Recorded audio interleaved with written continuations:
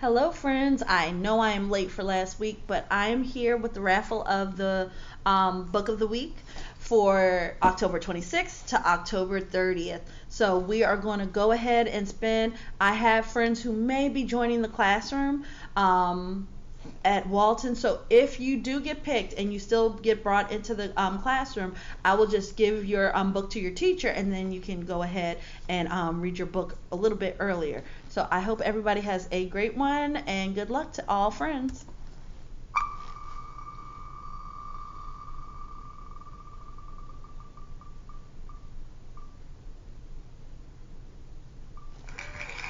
All right, congratulations, Kayana. I will be sending you a message so that you can pick from the books that we still have available.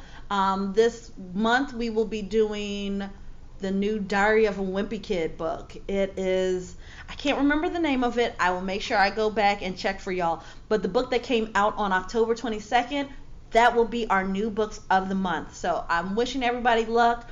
Keep doing a great job with participating. We did a really great job staying on task today on this Monday.